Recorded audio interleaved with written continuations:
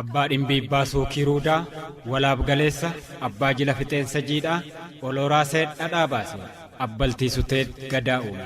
Angafa ilma koosh, abbaa qarqaba falaasama beekumsaa irraa soran qabne. Gada, kamisaa tamirgaa tajiruu tajireennaati. Gada, nuguusi waaqa. Gadaan beekumsa Oromoo ganamaati. Saagaa oloo ruudaa, sutaa jaloo ruudaa walunsiisee sirna jabaa akka utubaa sibiilaa dhaabe. Qaanqurtii beekumsaa madda dimokiraasii sirna jaarraawwan dabarsine hunda mo'atee har'a gahe dhalootaan hangafa madaallee ammayyummaa sirna bulchiinsummaa isaatiinis hanga yoonaatti dorgomaa hin qabne. Gadaa Barri bara gadaati. Maarreegaa qophii gadaa jedhu kanaan maalummaa sirna aadaaf duudhaalee fi falaasama sirna gadaa ittiin isinii dhiyeessa. Akkam jirtu kabajamtoota dhaggeeffattoota keenya. Baga ayyaana irreechaa kan bara 2014tiin geessan. Qophii gadaa guyyaa har'aatiin barii birraa fi ayyaana irreechaa sababeeffachuun gaaffii fi deebii abbaa gadaa Tuulamaa fi barreessaa gumii abbootii gadaa Oromoo abbaa gadaa Goobanaa Hoolaa irreessoo waliin taasifne isiniif dhiyeessina. Hanga xumuraatti nu waliin turaa nu hordofaa yemmuu isiniin jennu ayyaanni irreechaa bara kanaa kan nagaa fi gammachuu akka isiniif ta'uwaadha. Kuni kaaduree qabahoo sadeetan mareeho malkaan kuni irreessi barseera qabaay sadeetan mareeho sadeenni kan gadaati. Abbaa gadaa Goobanaa yeroo keessan qaalii irraa nuuf qooddanii akka isin waliin turtii taasifnuuf waan nuuf eeyyamtaniif maqaa raadiyoo OBN fi maqaa uummata bal'aa Oromootiin guddaa galatoomaa isiniin jenna. Anilleen galatooman jedha. Oromoon dura eebban jalqaba. Barri nagaa barii nagaa. Barri nagaa bariin nagaa barri nagaa bariin nagaa barii waaqaa nagaa bariin birraa nagaa barii waaqaa nagaa bariin birraa nagaa. Duraan dursee ummanni Oromoo kan dhiyaa jiraattan kan lixa jiraattan kan kaabaaf kibba jiraattan akkasumas kan biyya alaa jiraattan diilalla gannaatirraa haftanii bacaqii gannaatirraa haftanii mucuca gannaatirraa haftanii boruu gannaatirraa haftanii baga bara 2014tti qeerroon keenya qarreen keenya jaarsi keenya jaartiin keenya hayyuun keenya sa'aa namni keenya baga bara ifaatitti baatanii Waaqayyo baga isinii ibse Waaqayyo baga isinii saaqe qarruu ummanni Oromoo isiniin jechuun barbaada. Egaa ummanni Oromoo birraa kana akka uumamaatitti ilaalaa. Ummanni Oromoo uumama kana wajjiniin wal fakkaatee jiraata. Uumama kana keessatti birraa kana amma Oromooni wanna baay'ee karoorfataa wanna baay'ee bara haaraa kana keessatti kan ilmoon arganne akka ilmoo argatu ta'a, kan immoo gaa'ilan godhanne akka gaa'ila godhatu ta'a, kan qabeenyan arganne akka qabeenya argatu ta'a, kan fayyaan arganne kan nageenyan arganne wanna baay'ee hawaa uummanni Oromoo kuni wanna hedduu hawaa. Yoommoo ayyaana bara haaraa kabaju kanalleen ayyaana bara haaraa kanarratti immoo waan uffatullee waan qabatullee kan abbaan uffatu kan haati uffattu kan qeerronii fi qarreen uffattu haala ayyaanaa akka fakkaatuun kan uffatan keessattuu amma shamarran dargaggeessi amma bifa magariisa fi keelloo amma ji'a fulbaanaa kana keessa bara haaraa kana keessa waan akkasiitu uffatanii hawwan immoo calleefaa abbootiin illeen bulukkoo baagadaafaa kanniin uummanni Oromoo hawwii bara haaraa yaa Waaqayyo kabaranaan nageesse bara gareetiin nagee jedhee warrateet bara baraan bara haaraa uummanni Oromoo hawwiin eeggata. Mee irreechi malkaa Oromoo biratti hiika akkamii qaba? Oromoon wanna of duratti laalutu jira. Sabni kamiyyuu waan itti amanu bara haaraa keessa bara haaraa isaa keessa waan itti amanutu jira. Barri haaraa Oromootilleen akka Awurooppaatti ture amma xiqqoo dheerina Oromoon sirni jalaa maqeeti malee barri haarofni Oromoo akka Awurooppaatti ture. Amajjii fi Guraandhala jidduutti dhawaani barri haarofni ka Oromoo kan jedhamu suni akkaataa yerootiin amma gaafa Oromoon bakka gatan tare kanarraa bakka riphee kanarraa sirnatti deebi'ee hin deebi'e akka jennu abdii qabna. Bara haaraa kana ammoo namni hunduu sabni hunduu wanna iji duratti uf qabu jira, wanna itti amanutu jira. Kana keessatti immoo irreessi immoo saba Oromootii isa wanna guddaadha. Irreessa amma Oromoon bororraa jammara. Boroo isaatirraa irreeffatuu jammara. Callee isaaniitti irratti ulfaa isaaniitti irratti boroo isaatiitti irreeffatuu jammara. Karra isaatiitti gadi ba'a. Abdaarii isaatiitti gadi ba'a. Kana eega godhee immoo hora bal'ootti gadi ba'a. Hora bal'oo kan uummanni hedduu irratti irreeffatu, kan uummanni hedduu malkaatumaa qabdutti, kan sabni Oromoo itti wal argu, kan dhalti lamaanuu, dhalti sadiinuu, kan shamarran, kan qeerroon, kan jaarsi, gayeessi, jaartiin itti wal argutti irreessa bal'atti gadi ba'ee warra ta'e irreeffata. Sabni Oromoo bara darbeef galata guddaa galchaa, kan itti aanu immoo kadhannaa godhataa. Akkasitti urmiisaa lakkaawwataa deema. Kana keessatti immoo bu'iceeyiin hedduu hin qunnamaa, wanna bareen gaddaa hin argatissani, baratti aanutti akka argatu kadhannaa godhaa, hin hojjetaa. Bara haaraa akkasumatti bakka sabni Oromoo irreessa malkaa qofa oduu hin ta'in ayyaanonni Oromoon laallatulleen jidduu keessatti hin jira. Darbee warratee ayyaanni tulluutilleen hin jira. Kana keessatti ayyaanonni xixinnaan Oromoon akka dhuunfatitti akka qe'ee isaatitti godhatu ayyaanota hedduutu jira. Wanni Oromoon itti waaqeffatu yeroo afdaaritti faaba'u, yeroo midhaan ga'uuf, yeroo midhaan haammatu, yeroo midhaan galfatu, yeroo horiin dhaluuf. Kana Oromoon horii ateeteefaa, jaariifaa, darbee amma sanyiifaa, humna qotiyyoo wanna godhatantu jira, abbugaana kan jedhan. Kana galata hedduutu jira hoggaa tokko keessa. Mee yeroo ammaa kana kan durii faana yommuu ilaallu yeroo ammaa kana birraan bifa durii qabaa? Yeroo durii booqaa gara birraatitti ba'u, qarruun goguu, qarruun itittee fi namni gamaa gamanaa walitti deemu, ibsaa yoggattoo ibsan loowwan hin beekanii, dargaggeessi immoo hin shubbisaa, qeerroon immoo hin shubbiftii, haawwan illeen, gayeessi illeen. Akkasitti Oromoonni hedduutu wanna kana hojjetaa ture ka duraanii. Kan amma kan yeroo ammaa kana hoggattoo laallu akkaataa kaleessa Oromoonni kabajatuusan. Oromoon amma warri tokko warra loonii hoggattoo ta'e marqa bichaa godhaa, aannan bichaadhaa, kan jaarsatilleen, kan jaartiin nyaattulleen, jaarsilleen akkasuma taphataa, loon faarsaa, jabaa faarsaa, waaqayyoo isaa faarfataa, loon isaa faarfataa, jaartii jabduu faarsaa, waaqaf lafalleen hin faarsaa, baralleen hin faarfataa. Akkanatti bakka shamarranilleen akkasuma immoo ilillii faarfataa, wanna lafarratti uumamu kana dinqisiifataa. Shamarran akkasii, dargaggeessillee birroolee jedhaa, xutaalaa, burraaqaa, farda garmaamaa akkasitti keessa dhufee. Amma garuu wanti akkasii suni amma hin raawwatamu hoggattoo jenne baay'ee hir'atee jira. Dargaggeessi ammaallee hoggattoo laallu qeerrooniif qarreeni nyaataniituma ijaajjanii wallaalu malee hin shubbisan, biyyan faarfatan, jabaan faarfatan.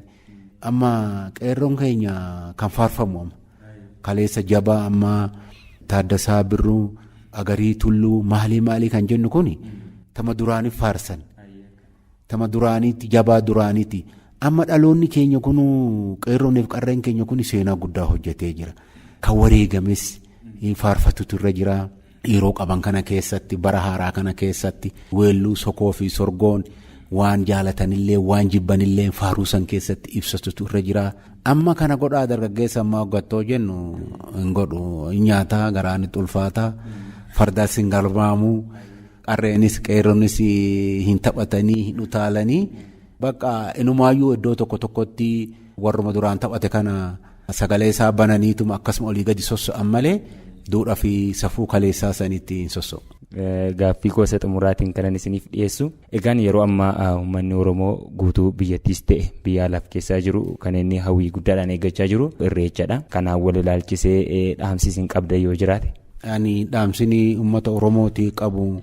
Uummanni Oromoo kaleessas qabsaa'eeti sirna isaa kana duudhaa fi safuu isaa kana oduurratti jeessu oduu jalaa baqatu oduu jalaa maqu gara biyyaatitti oduu jalaa gara biyya alaa oduu baqatu biyya keessatti oduu jalaa maqu duudhaa fi safuusaa kana keessattuu sirna irreessaa kana malkaatumaa qabdu irratti sabni Oromoo irrees oduu gizee tokko addaan hin citin yoo rakkatellee fuula garana deeffatee warratee irreeffatee warratee duudhaa fi duudhaa irratti kan darbaa ture waa'een ayyaana irreessa Oromoo kun malkaan kamiyyuu malkaan seera qabdu malkaan tumaa Oromoo sirna gadaa Oromootiin tumameef malkaa kamirrattuu ummanni Oromoo hin irreeffata malkaa tumaa qabdu kamirrattuu malkaa tumaa qabdu malkaa kaleessa irratti irreeffataa ture kamirrattuu sabni Oromoo qarruu saaqee waarratee irratti irreeffata kan biyya alaa jirulleen ka Awurooppaa jirulleen ka Ameerikaa jirulleen fuula garana deeffatee waarratee irreeffata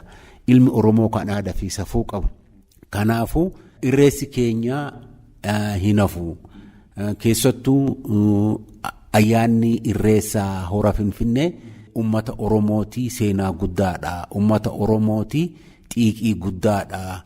Akkuma bal'ina keenya akkuma guddina keenya guyyaa irreessaa kan kaleessa Oromoon akkamitti irreessaa akka godhataa ture malkaa bal'oo isaati irratti keessattuu hora Finfinneetii fi hora Arsadeetii irratti akkamitti akka godhataa ture maal akka qabatee gara malkaa deemu maal akka weeddisu kanuma laaluuf sabaaf sablammiin ollaa keenya jirullee kanuma nu laaluuf nutti gadi yaa'u kana keessatti irreessa kanarratti nageenya jiru sirritti lafa qabsiifnee nuti abbootiin gadaa abbaan sirna kanaa sirritti lallabnee sirritti yaada keenya bilcheeffannee gaafa irreessaa san uummanni Oromoo akka nagaan bahee galu gahee abbootii gadaati gahee manarraa kaaseeti intalli illeen gaafa manaa baatu aayyootoo maal qabatan gaafa irreessaa kan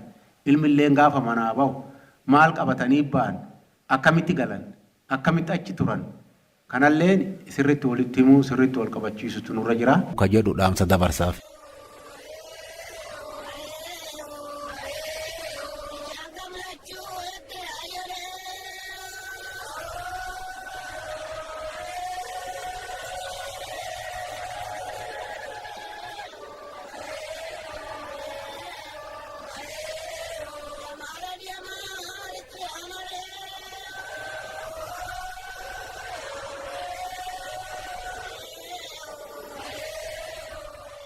Egaan dhaggeeffattoota keenya qophii gadaa guyyaa har'aatiin bariin birraa Oromoo biratti maal fakkaata Oromoon maaliif akka irreeffatuu fi akkaataa irreeffannaa Oromoon wal qabatee abbaa gadaa Tuulamaa fi barreessaa gumii abbootii gadaa Oromoo abbaa gadaa Goobanaa Hoolaa Irreessoo waliin turtii gochaa turreerraa sana malees egaa dhaamsa ayyaana irreechaa bara kanaaf qabanillee uummata Oromoo maraaf dhaamanii jiru qophii keenya kan har'aas kanumaan xumurra.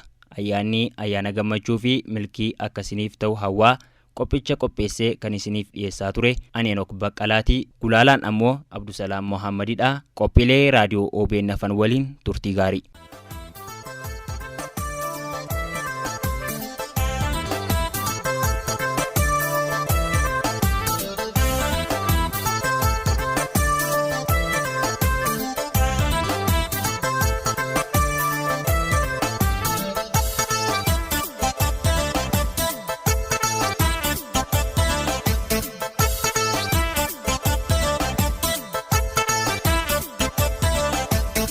Kai markabuna Rabbi karanna Bentullu yaana Rabbi karanna Kana duraan Oromoo Ulkai irreessa qabanna Ulkai irreessa qabanna Ben markabuna Rabbi karanna Kai tullu yaana Rabbi karanna Kana duraan Oromoo Ulkai irreessa qabanna Ulkai irreessa qabanna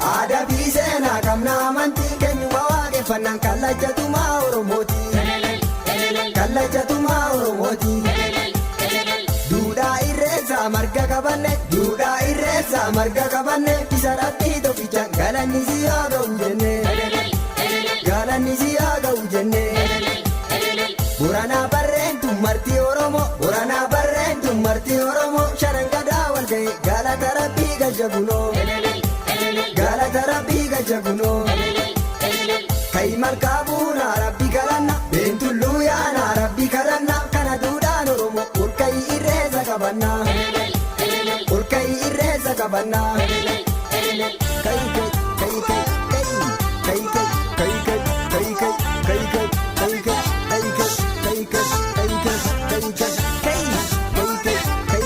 kai kai kai kai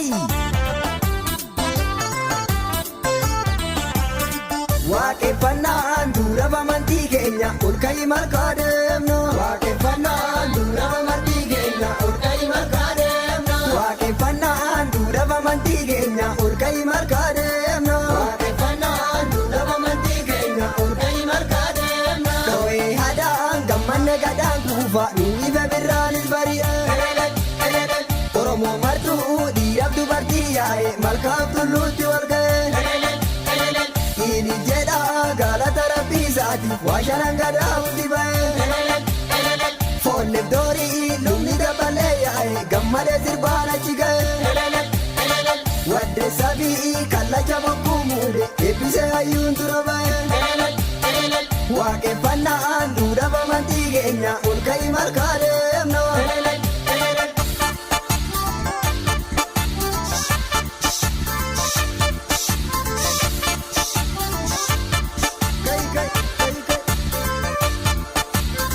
waaqeffannaan dura bamantii keenya olka'i markaa deemna waaqeffannaan dura bamantii keenya olka'i markaa deemna waaqeffannaan dura bamantii keenya olka'i markaa deemna waaqeffannaan dura bamantii keenya olka'i markaa deemna dhawee hadaan gammanne gadaan kuufa miidhibe birraanis bari'e oromoo martuu dhiiraaf dubartii yaa'e malkaaf tulluutti walga'e ini jedha galata rabbii isaatiif waa shanan gadaa hundi ba'e foolleef doorii lubni dabalee yaa'e gammalee sirbaan achi ga'e waddeessaa fi kallacha bokkuu muude eebbisee hayyuun dura ba'e waaqeffannaan dura bamantii keenya olka'i markaa deemna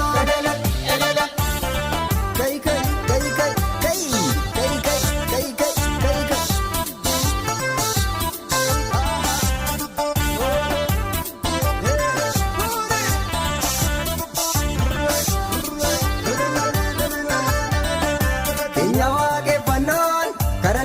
kadannaa waaqa tokkichaati markabuuna galloo keenya waaqeffannaan kadannaa waaqa tokkichaati markabuuna galloo keenya waaqeffannaan amantii waaqa tokkichaati markabuuna galloo keenya waaqeffannaan amantii waaqa tokkichaati markabuuna galloo birraa yoo maskalaa oromoo onoratti baheeti adiifti maagaloo birraa yoo maskalaa oromoo onoratti baheeti adiifti maagaloo birraa yoo maskalaa oromoo onoratti baheeti adiifti maagaloo birraa yoo maskalaa oromoo onoratti baheeti adiifti maagaloo akka gaarii jirraa uufaa gabbina gadaanii yoo habaaboo birroo akka gaarii jirraa uufaa gabbina gadaanii yoo habaaboo birroo akka gaarii jirraa roobee magarte lacheenii yoo habaaboo birroo akka gaarii jirraa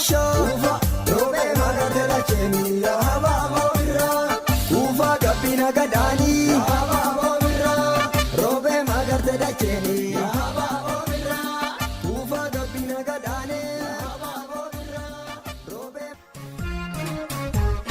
Abbaa dhimbiibbaa suukii ruudaa walaab galeessa abbaa jila fixeensa jiidhaa olooraa seedhadhaa baase abbaltii sutee gadaa uume. Angafa ilma koosh abbaa qarqaba falaasama beekumsaa irraa soran qabne. Gada kamisaa ta mirgaa ta jiruu ta jireenyaati gada nuguusi waaqa. Gadaan beekumsa Oromoo ganamaati. Saagaa oloo ruudaa sutaa jaloo ruudaa walunsiisee sirna jabaa akka utubaa sibiilaa dhaabe. Qaanqurtii beekumsaa madda dimokiraasii sirna jaarraawwan dabarsine hunda mo'atee har'a gahe dhalootaanis hangafa madaallee ammayyummaa sirna bulchiinsummaa isaatiinis hanga yoonaatti dorgomaa hin qabne.